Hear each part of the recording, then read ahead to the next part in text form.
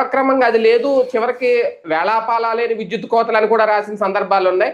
ఇప్పుడు అసలు ఎప్పుడు పోద్దో తెలియదు, కరెంట్ ఎప్పుడు వస్తుందో తెలియదు, అసలు వస్తుందో లేదో తెలియదు అన్నట్టుగా ఉంది. అంటే ఆ ప్రకటన ఇస్తే ప్రభుత్వానికి ప్రభుత్వం మీద మచ్చొస్తుందనా, లేదు నిజంగా ఆ పరిస్థితి లేదా, ఇచ్చే పరిస్థితి లేదా అక్కడ విద్యుత్ సంస్థలో?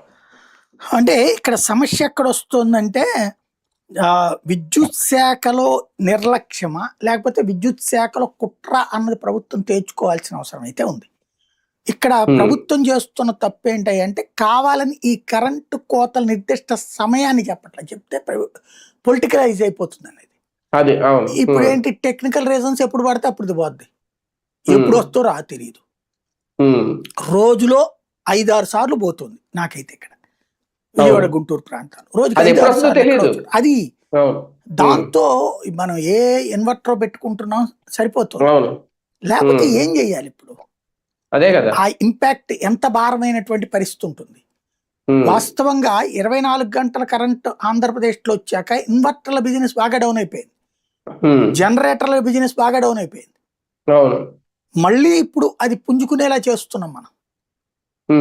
అది రైటా రాంగ్ అన్నది ప్రభుత్వం ఆలోచించుకోవాలి. ఇది కోతలు వస్తాయి, అది జాగ్రత్త చూసుకోవాలి.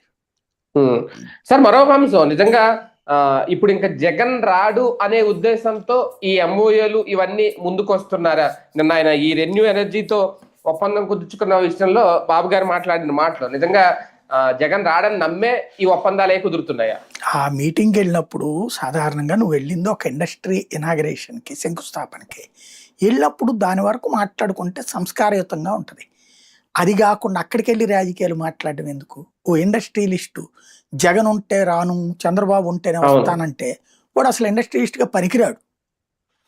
ఎందుకంటే రాజకీయాలని ఆడు కాదు కదా శాసించేది, ఇండస్ట్రియలిస్ట్ కాదు కదా. ఇంకోటి ఇదే సంస్థ ఎంఓయూ కుదుర్చుకుంది జగన్ టైంలో. ఆ విషయాన్ని వాళ్ళు ఫోటోలు ఆయన ట్వీట్నే